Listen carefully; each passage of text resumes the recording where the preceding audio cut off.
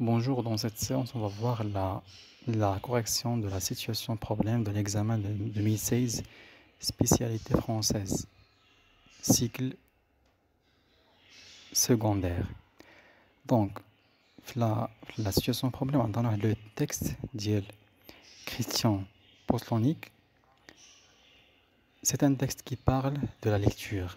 هذه أول حاجة خصنا نعرفها كيتحدث لي على la lecture. دونك أول حاجة بطبيعة الحال كنديرها هي أنني نقرا التكست ونعاود نقراه 3 fois ou plus pour le comprendre, c'est clair. Donc je vais d'abord lire le texte, première, deuxième et troisième fois, pourquoi pas la quatrième fois, si bien évidemment, si j'avais le temps.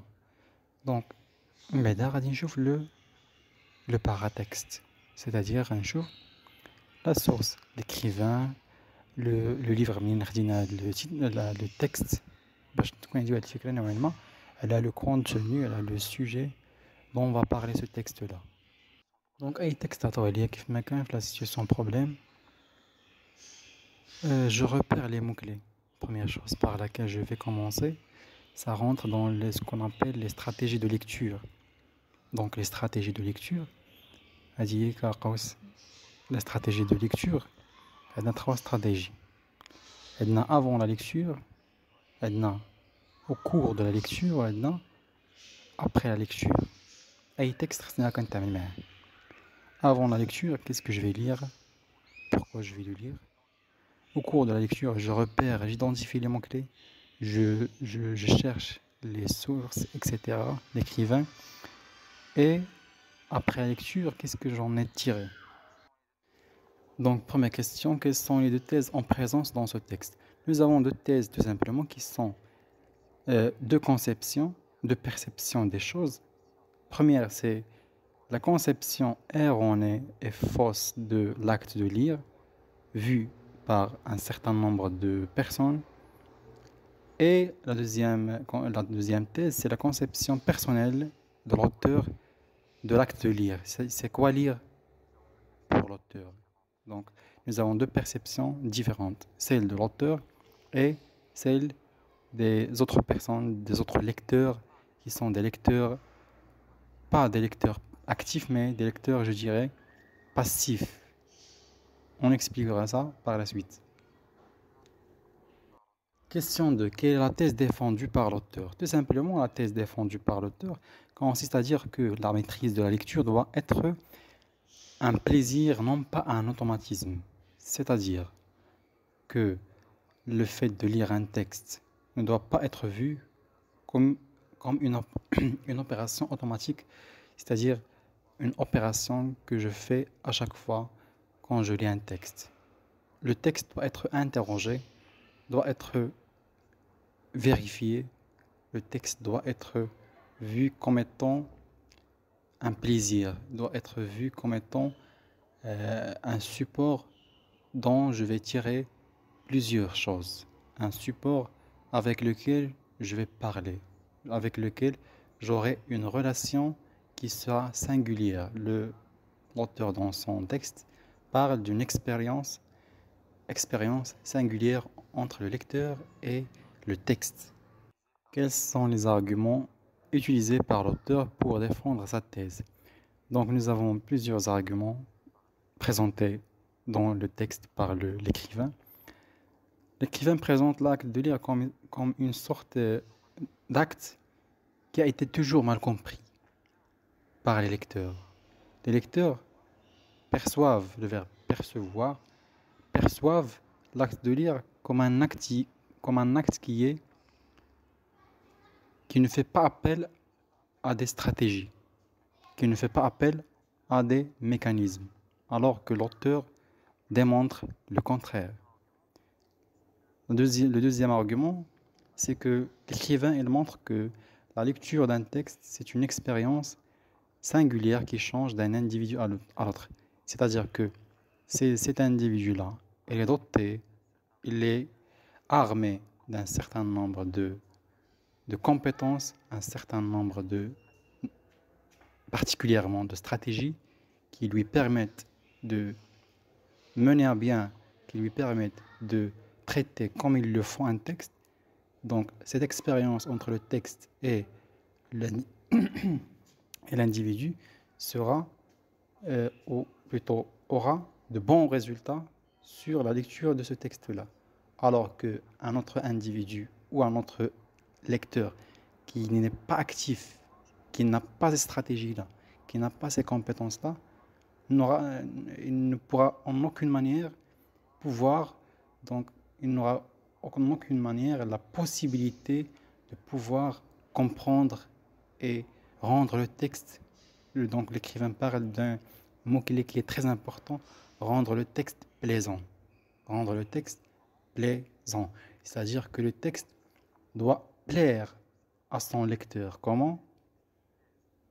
La condition importante, la condition sine qua non pour que le texte plaise au lecteur, c'est que le lecteur doit être bien armé de compétences, de stratégies pour pouvoir finalement comprendre le texte et avoir une expérience qui sera singulière, qui est différente par rapport à un autre lecteur qui est passif, qui n'interroge pas le texte, qui ne pose pas de questions, qui ne réfléchit pas sur le texte.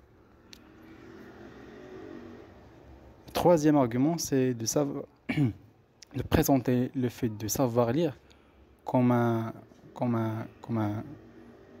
étant un acte qui n'est pas suffisant pour pouvoir, ou pour plutôt avoir le goût de lire. Pour avoir le goût de lire, pour avoir le goût de la lecture, je n'ai pas forcément besoin de savoir lire. Il y a des personnes qui savent lire, mais ils ne parviennent pas à ce paroxysme, à ce goût, à ce plaisir de la lecture, parce que ils ne sont pas, comme je l'ai dit auparavant, bien armés, ils ne sont pas dotés de stratégie. J'insiste sur le mot stratégie parce que la lecture aura besoin de stratégie.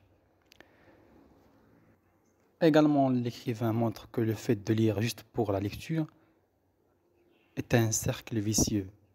C'est-à-dire qu'à chaque fois que je répète la lecture d'un texte juste pour la lecture, je n'accéderai pas à ce plaisir-là.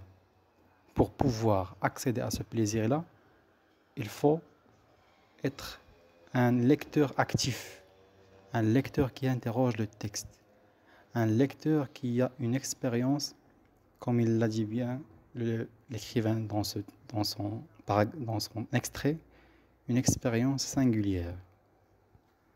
Et finalement, il montre que la lecture doit déboucher sur un plaisir, et non pas je lis pour lire, je lis pour avoir un plaisir. Je lis le texte pour qu'il me soit plaisant. Question 4. En tant que futur enseignant, enseignante, partagez-vous le point de vue de l'auteur sur la lecture? Oui, bien évidemment. Pourquoi? Parce que l'acte de lire doit être vu comme un plaisir et non pas une opération normale, un automatisme. Donc, le lecteur doit se doter de stratégies pour pouvoir appréhender, comprendre et saisir le texte, pour finalement aboutir à ce plaisir-là. Donc, pour avoir ce plaisir-là, je dois être compétent, je dois être quelqu'un qui est actif dans sa lecture. Également, le lecteur aura besoin de stratégies de lecture qui lui permettent de rendre le texte plaisant. Parmi ces stratégies, on peut citer des stratégies qui sont regroupées sous le titre de stratégies qui sont en rapport avec la phase de avant la lecture. Donc avant la lecture, il faut savoir pourquoi je lis ce texte. Je fais un petit survol, je cherche le titre, les images, les mots dans la marge, je pose des hypothèses de lecture. Ça, c'est dans la stratégie de avant la lecture. J'ai également au cours de la lecture, je fais un petit film dans ma tête. Je note les mots-clés. Et finalement, après la lecture, qu'est-ce que j'ai tiré de ce texte-là? Je donne un point de vue. Question, la dernière question, que proposeriez-vous donc pour développer le goût de lecture ou de lire chez vos élèves ou chez les élèves? Donc ça, c'est très simple, proposer des activités ludiques, c'est-à-dire des activités par le biais, par le moyen des jeux, créer également des défis de lecture, regrouper les élèves dans le cadre des activités hors classe, donc sortir de ce cadre-là classique, aller dans les jardins, lire dans les jardins, parler de son livre du jour. Donc il y a un tas d'activités qui permettent aux élèves de avoir ce goût-là de la lecture.